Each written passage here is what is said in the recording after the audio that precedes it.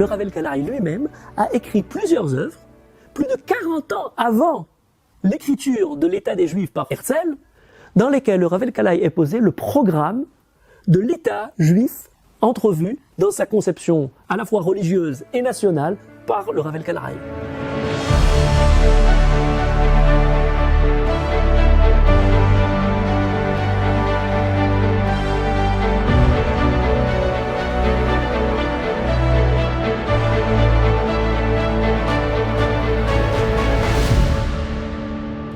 Il a étudié non seulement son étude, je dirais, classique de Halacha, de Rabbanout, mais aussi dans les yeshivot des Mekoubalim de Yerushalayim. Et ça a laissé sa trace en cela que dans l'enseignement de la Kabbalah, il y a une place essentielle pour tout ce qui est fait pour œuvrer, pour ramener la Shekhinah en Eretz Israël, pour réveiller à nouveau la présence vivante du peuple juif et d'Akadosh Baruch Hu dans la symbiose de l'existence juive en Israël.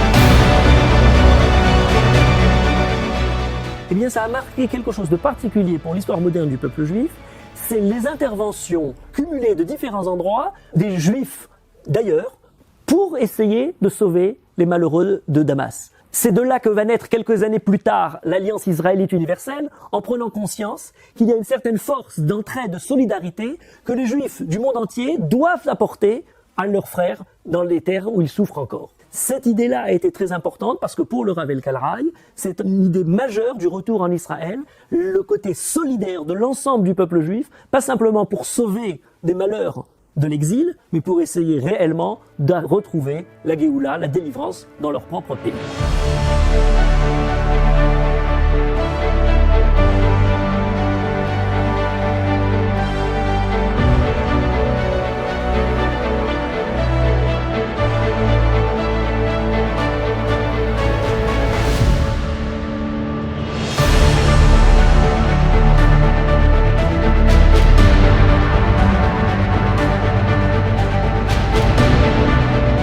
De ces points-là, il y a une idée majeure qui va être développée très largement dans l'ensemble des écrits du Rav el-Kalaï, c'est la conception nouvelle de la notion même de Teshuvah.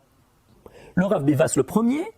décrit la Teshuvah plus simplement comme ce qu'on croirait un retour de l'homme vers Akadosh Baruch Hu, une Teshuvah de l'ordre spirituel, religieux, moral,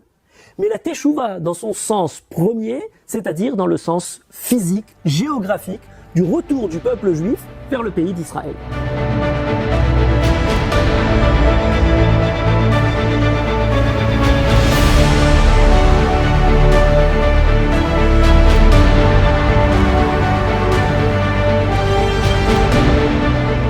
En 1859, il fait un second voyage à Amsterdam, Paris, Vienne, pour essayer de rencontrer non seulement les communautés juives, mais surtout les personnes dominantes de l'époque qui pourraient l'aider à mettre en pratique le rêve de ce retour en Israël, notamment Moïse Montefiore,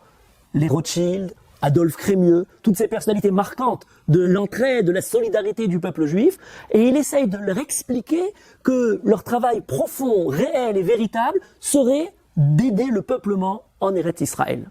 C'est d'ailleurs lors de ces voyages qu'il s'oppose de manière virulente à toute tentative de réforme. Il faut savoir que dans le judaïsme allemand, la réforme s'est manifestée comme étant une coupure de l'aspect national du peuple juif, en ne gardant que le côté de confession israélite, on dirait en France, et adopter la nationalité du pays où il se trouve. Eh bien, le Rav El-Kalaï, défendant l'idée de retour national, ne pouvait accepter ce que la réforme a fait, d'ailleurs, en éliminant du Sidour, du livre de prière, les évocations du retour d'Akadosh Baruch Hu à Tzion. Le mot Tzion devenait quelque chose qui n'avait plus sa place pour tous ces gens-là.